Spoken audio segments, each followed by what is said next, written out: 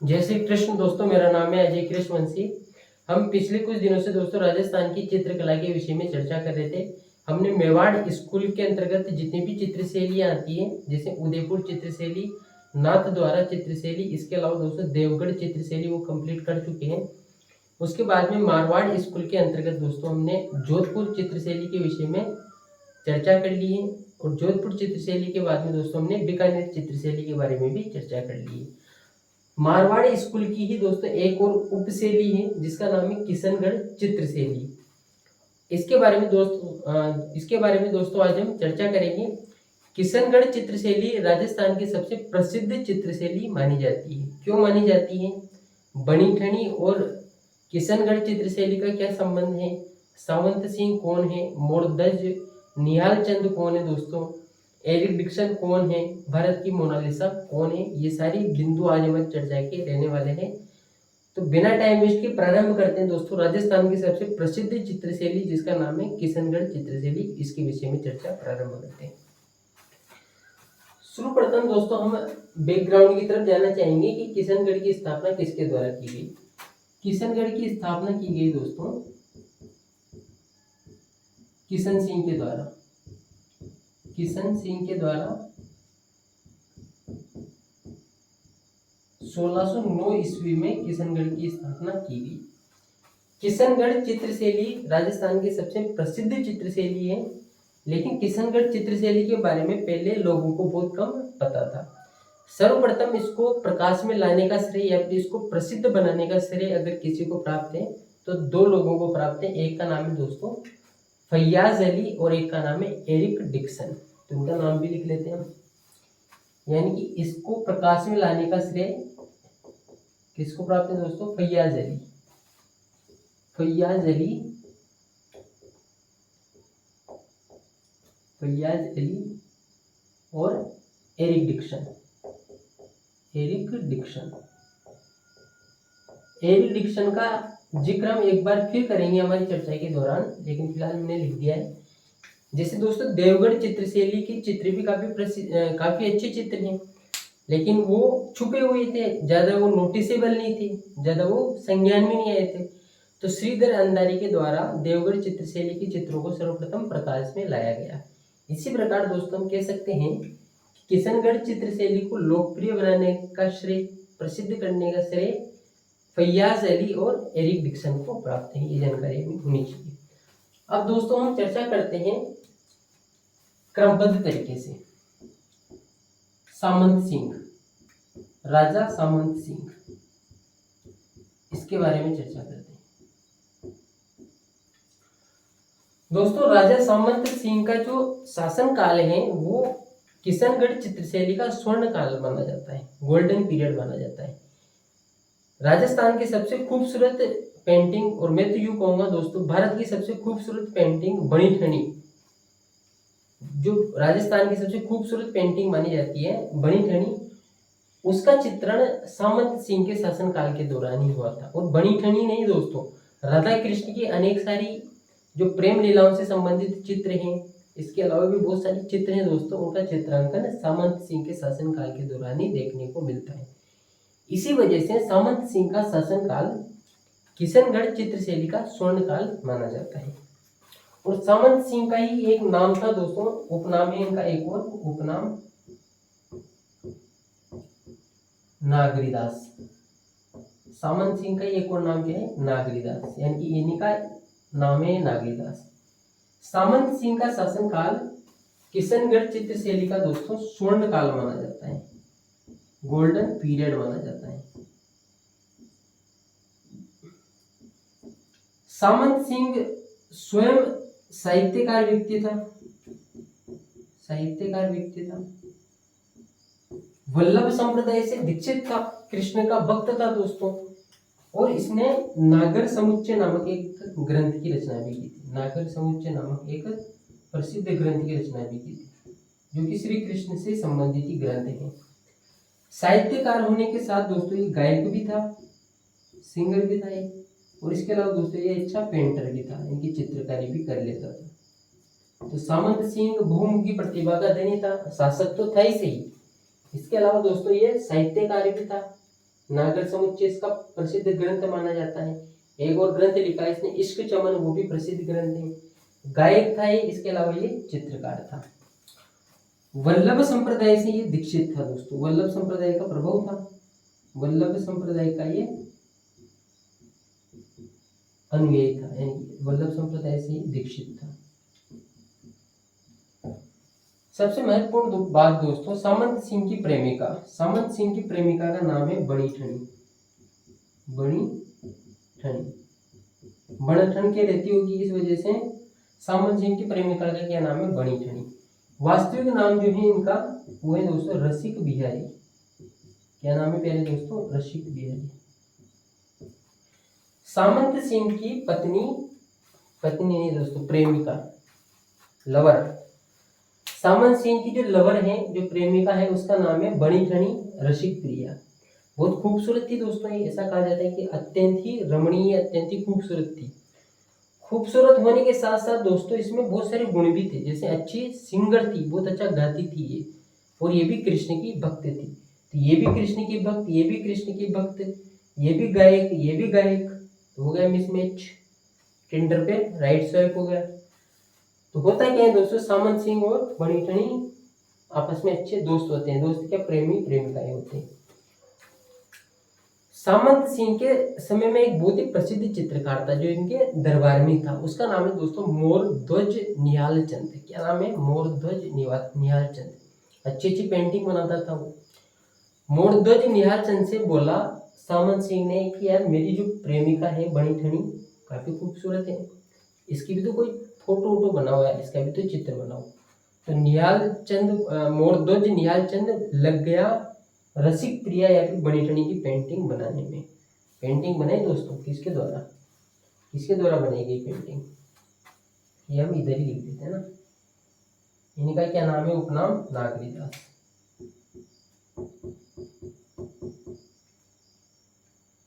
नागरीदास, ठीक है। अब आ जाते हैं दोस्तों बड़ी ठनी पर।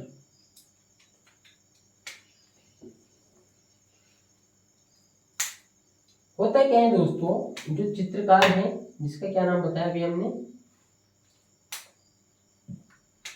मोरध्वज निहाल चंद, निहाल कर दिया इसने, मोरध्वज निहाल चंद, इसके द्वारा विश्व प्रसिद्ध, मोरध्वज निहाल चंद के द्वारा राजस्थान प्रसिद्ध, भारत प्रसिद्ध, विश्व प्रसिद्ध पेंटिंग बनाई गई, जिसे कहा जाता है दोस्तों बड़ी ठनी। क्या कहा जाता है दोस्तों, जिसे बड़ी ठनी कहा जाता है।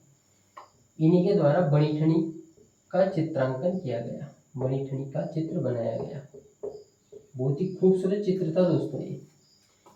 जब इस चित्र को एरिक डिक्सन ने देखा, ये जो एरिक डिक्सन है दोस्तों, जब इस चित्र को, बड़ी ठनी के चित्र को एरिक डिक्सन ने देखा, तब एरिक डिक्सन ने कहा कि ये चित्र तो बहुत ही खूबसूरत है, और इसे भारत की मोनालिसा कहा। मोनालिसा कौन है ये तो अपने को पता होना चाहिए। इटली का बहुत ही प्रसिद्ध व्यक्ति था दोस्तों, जो अलग अलग फील्ड में महान व्यक्ति था, अद्भुत व्यक्ति था। ऐसा कहा जाता है कि उसके जैसा व्यक्ति शायद ही पृथ्वी पर पैदा हुआ हो, जिसने अलग अलग फील्ड में इतना सारा योगदान दिया। कभी आप इंटरनेट पर सर्च करना, नाम लिख देता हूँ मैं, लियोनार्डो दा विंची। क्या नाम है, लियोनार्डो, नाम लेना थोड़ा मुश्किल है, लिख देता हूँ इस वजह से, da Vinci, Leonardo da Vinci, इसके बारे में सर्च करना। बहुत ही फेमस व्यक्ति था, ये इटली का रहने वाला था। इसके द्वारा एक चित्र बनाया गया, वो चित्र था दोस्तों मोनालिसा का। और वो जब चित्र अस्तित्व में आया, बनकर तैयार हुआ, तो पूरा विश्व हैरान रह गया उस चित्र को देखकर, क्योंकि उस चित्र में एक रहस्य था। मोनालिसा की पेंटिंग आपने देख ही रखी होगी मेरे ख्याल से, तो अगर नहीं भी देख रखी तो आप नेट पे सर्च करके देख सकते हो। उस चित्र में ये पता नहीं चल पाता है कि ये जो नायिका है, जो मोनालिसा, ये हंस रही है या फिर रो रही है। इसके चेहरे के भाव कैसे हैं, करुणा युक्त हैं, दया युक्त हैं, या फिर एंगर में है, गुस्से में है। तो वो जो मोनालिसा की पेंटिंग है वो काफी प्रसिद्ध हो गई दोस्तों। लियोनार्डो दा विंची की जो पेंटिंग है काफी प्रसिद्ध हो गई, विश्व प्रसिद्ध पेंटिंग मानी जाती है। और उस पेंटिंग के ऊपर पीएचडी तक हो रखी है, यानी कि पीएचडी वगैरह की जाती है ना, तो पीएचडी तक कर रखी है लोगों ने मोनालिसा की पेंटिंग के ऊपर कि उसके जो चेहरे की एक्सप्रेशन है वो क्या कहना चाहते हैं एक्चुअल में। और उस मोनालिसा की तुलना बनी ठनी से किसने की दोस्तों? एरिक डिक्सन ने। इसी बनी ठनी को एरिक डिक्सन के द्वारा भारत की मोनालिसा कहा गया। भारत की मोनालिसा कहा गया। तो एक बात तो ये हमें ध्यान में होनी चाहिए दोस्तों, भारत की मोनालिसा किसे कहा जाता है। इसके अलावा दोस्तों इसी बनी ठनी के कुछ विशेषताएं लिख लेते हैं। जैसे हम बात करेंगे नाक के बारे में, आंख के बारे में, गर्दन के बारे में, उंगलियों के बारे में, और भी बहुत सारी, कमर के बारे में कर लेते हैं। चलो, क्या खास बात है दोस्तों इस बनी ठनी की? एक तो देखने में बहुत खूबसूरत है, एक हिस्सा ही दिख रहा है। नाक में एक आभूषण पहन रखा है, उस आभूषण का नाम है बेसरी आभूषण। बेसरी आभूषण, बेसुरी नहीं दोस्तों, बेसरी। आंखें कैसी हैं? कमल की पंखुड़ियों जैसी, कमल की पंखुड़ियों जैसी आंखें हैं, कमल की पंखुड़ियों जैसी आंखें हैं। एक सेकंड,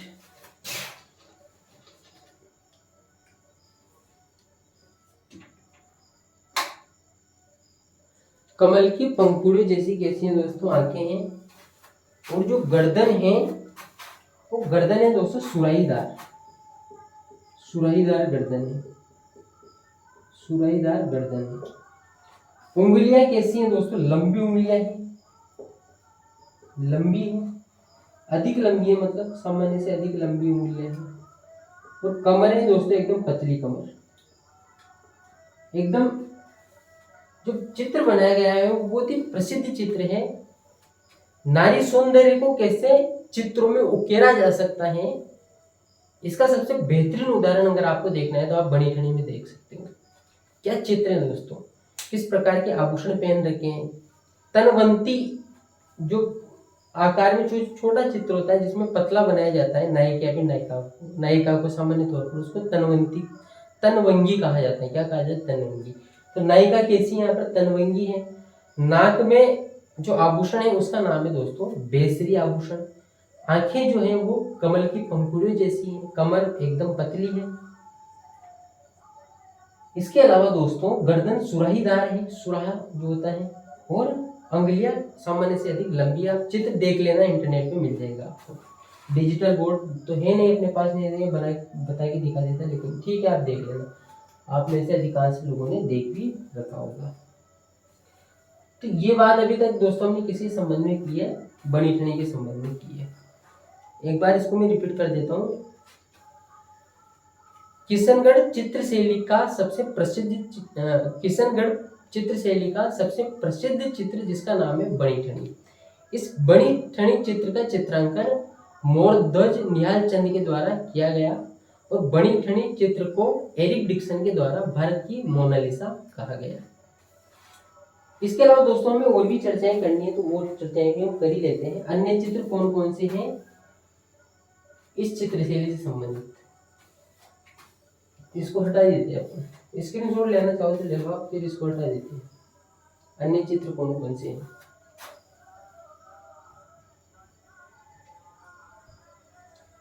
किशनगढ़ चित्रशैली से संबंधित अन्य चित्र कौन कौन से, उनकी भी चर्चा अब हम करना चाह रहे हैं। कर लें?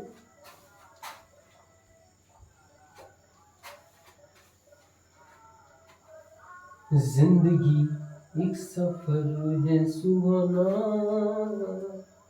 कल क्या हो ये किसने जाना। अन्य चित्रों की बात कर रहे हैं दोस्तों हम। अन्य चित्र कौन कौन से प्रसिद्ध चित्र हैं बनी ठनी के अलावा? तो चांदनी रात की संगोष्ठी, चांदनी रात की संगोष्ठी, संगोष्ठी का मतलब मीटिंग। चांदनी रात में लोग बाग बैठे हुए हैं, बातें चीतें कर रहे हैं, अच्छी बात है। चांदनी रात की जो संगोष्ठी है वो काफी प्रसिद्ध चित्र माना जाता है इसका। इसके अलावा दोस्तों कृष्ण और राधा, कृष्ण राधा की प्रेम लीलाओं से संबंधित अनेक सारे चित्र हमें देखने को मिल जाते हैं। प्रेम लीलाओं से संबंधित अनेक सारे चित्र देखने को मिल जाते हैं। प्रेम लीलाओं से संबंधित अनेक सारे चित्र हमें देखने को मिल जाते हैं। चांदनी रात की संगोष्ठी, कृष्ण राधा की प्रेम लीलाओं से संबंधित चित्र।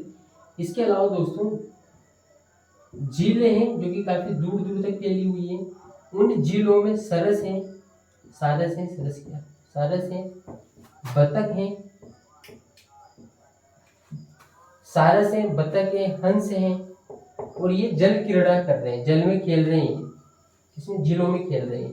नौका विहार हो रहा है दोस्तों, इन झीलों में नौका विहार का दृश्य है।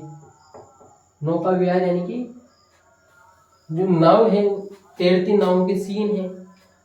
कृष्ण और राधा के जल में यानी कि इन झीलों में, इन सारी परिस्थितियों में जल क्रीड़ा करते हुए, प्रेम लीला करते हुए जो चित्र बने हैं वो किशनगढ़ चित्रशैली की खास बात है।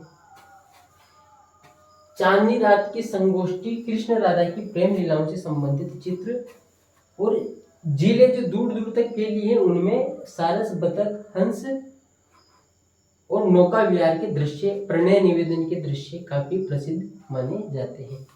कौन कौन से चित्रकार हैं दोस्तों जो प्रसिद्ध रहे हैं किशनगढ़ चित्रशैली के संदर्भ में? चित्रकार, एक चित्रकार का जिक्र तो हम कर ही चुके हैं दोस्तों, जो सबसे प्रसिद्ध है मोरध्वज निहाल चंद। इसके अलावा और भी चित्रकार हैं दोस्तों, जैसे कि नानकराम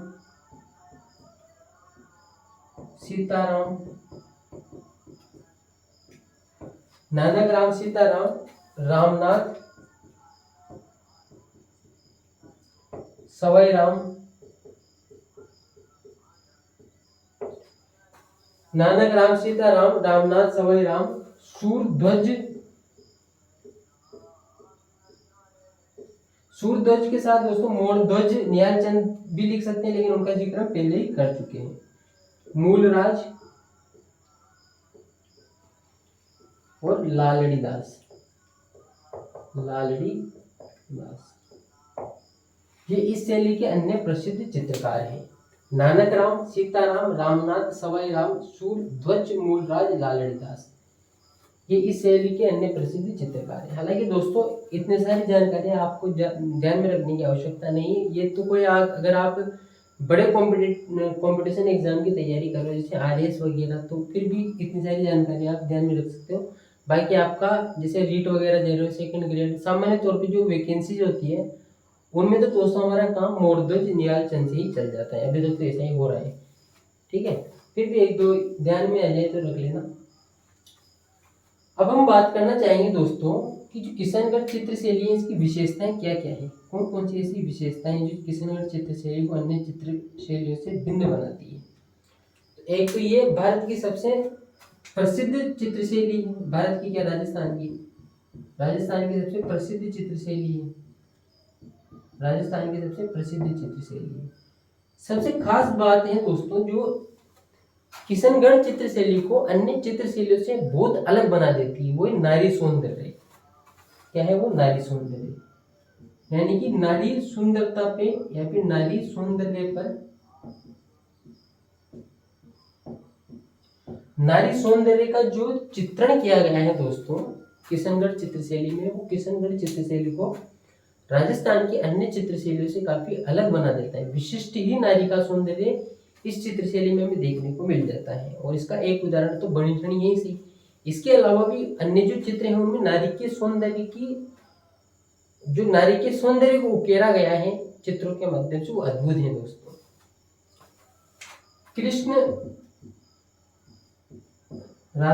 कृष्ण राधा की प्रेम लीलाओं के जो चित्र हैं दोस्तों, कि प्रेम लीलाओं के चित्र भी इस चित्रशैली की खास बात है। प्रेम लीलाओं के जो चित्र हैं वो भी इस चित्रशैली की खास बात है। इसके अलावा दोस्तों अगर हम कुछ और पॉइंट की बात करें, कौन से रंग का अधिक प्रयोग किया गया, तो अब यहाँ तो सारा प्यार वाला सिस्टम ही चल रहा है, सारा रोमांटिक माहौल चल रहा है किशनगढ़ चित्रशैली में। यानी किशनगढ़ चित्रशैली बहुत ही रोमांटिक चित्रशैली है। और रोमांटिक कलर कौन सा होता है? एक तो पिंक होता है और एक सफेद होता है। तो पिंक पिंक यानी कि गुलाबी, शहर गुलाबी और सफेद रंग है दोस्तों, इसका अधिक प्रयोग यहाँ पर अपने को देखने को मिल जाता है। जो पक्षी ज्यादातर देखा जाता है इन चित्रशैली में, किशनगढ़ चित्रशैली में जिस पक्षी का चित्रांकन अधिक देखने को मिलता है वो है मोर और भंवरा। क्योंकि राधा कृष्ण के चित्र हैं दोस्तों, कृष्ण के चित्र है तो मोर तो बनेगा ही सही। पशु की बात करें हम तो पशु में गाय जो माता है इसका चित्र हमें अधिक देखने को मिल जाएगा।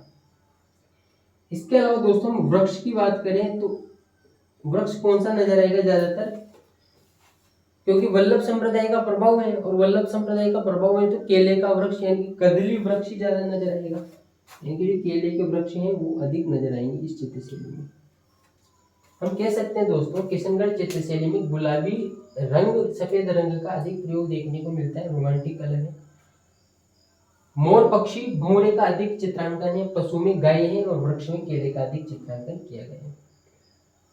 किशनगढ़ चित्रशैली की सबसे खास बात है दोस्तों नारी सौंदर्य, और इसका सबसे अनूठा उदाहरण है बणिठनी। बणिठनी राजा सावंत सिंह की प्रेमिका थी जिसका चित्रण मोरध्वज निहाल चंद के द्वारा किया गया, और बणिठनी को एरिक डिक्सन के द्वारा भारत की मोनालिसा कहा गया है। ये जानकारी दोस्तों काफी महत्वपूर्ण है आप सभी लोगों की। बाकी और सारी चीजें हम डिस्कस कर ही चुके हैं। उम्मीद करता हूँ ये जो पर्टिकुलर सेशन है, पर्टिकुलर क्लास है, आप सबको आपकी कॉम्पिटिटिव एग्जाम में दोस्तों निश्चित तौर पर फायदा पहुंचाएगी। क्या हो जाएगी भाई? फायदा पहुंचाएगी। अगर आपने लेक्चर को शुरू से अंत तक देखा है तो आपका बहुत बहुत धन्यवाद, थैंक यू वेरी मच। इसके बाद में दोस्तों हमारी मुलाकात होती है राजस्थान की कुछ और अन्य चित्रशैलियों को लेकर। शायद इसके बाद में हम नागौर चित्रशैली के बारे में चर्चा करना चाहेंगे। जय श्री कृष्ण।